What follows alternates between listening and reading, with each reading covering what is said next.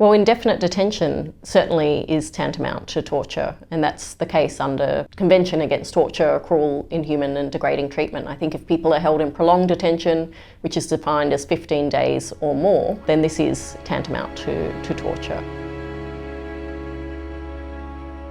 Offshore processing in and of itself is not a human rights violation. But people, refugees or asylum seekers, should not be held in long-term detention. And yet that is exactly what we saw transpire. Over the past 5 years, we've seen more than 2,000 people sent to Manus Island in Papua New Guinea, to Nauru. We've seen their rights repeatedly violated. We've seen people exposed to all sorts of violence. In one case in Manus, where a refugee was killed by staff working at the centre. And we've seen numerous reports of violence in the community, allegations of rape on Nauru, beatings and so on in Manus.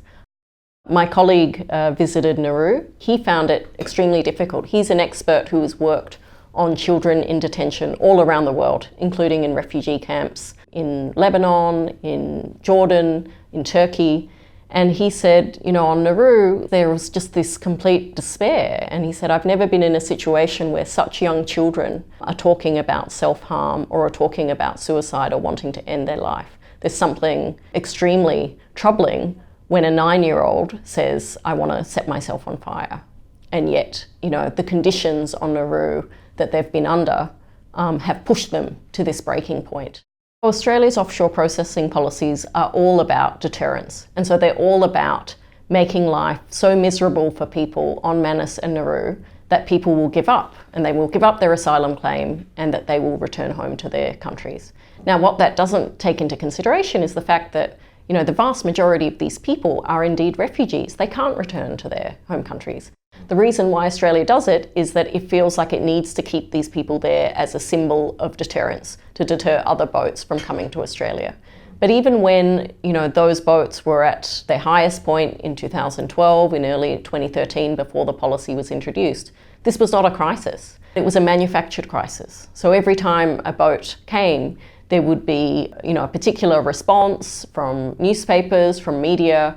And I think because Australia is an island and because we don't have a lot of experience in dealing with countries at war or where people are fleeing persecution, there was the perception that, Australia was under attack. This played very well in a number of Australian elections because it really played on people's fears about Muslims, people's xenophobia, and people were afraid that there are all these people suddenly, descending on this country.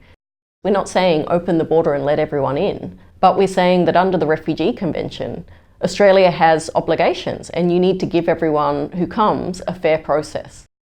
It's one of the hardest things for me in going to Manus was meeting these men who, are young men, who are smart, who really, have the ability to be productive members of society and really want that. And yet they've had all of that taken away from them because this policy has been incredibly dehumanising. And they're in this awful limbo. They don't know how long they're going to be there. And that's extremely difficult for anyone to deal with. I mean, even if you think about prisoners, a prisoner usually knows when their sentence will end and they've got that to work towards and to look forward to. But it really does something to the human psyche when the detention is completely open-ended. I met men who told me that their child or their most recent child was born while they're on the boat going to Australia. One man from Pakistan said to me, my youngest now will be 5 soon, and I just want to hold my son. I haven't had a chance to hold my son. And that really breaks my heart, that these families have been pulled apart because of Australia's draconian policies, because of this need to make these people a symbol. It's like these people are almost being sacrificed. Every time I go to Manus, I find it extremely difficult because I know that I will feel extremely depressed and anxious coming back.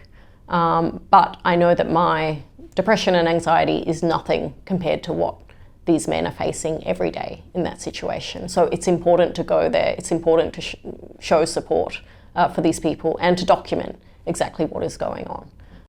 The Australian government don't want to cede any control over their border protection policies to the community.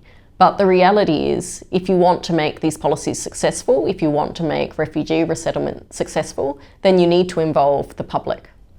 And I think that's where the politics have just been so toxic on this in Australia for years. We aren't going to see any change to the policies unless the public really demands it.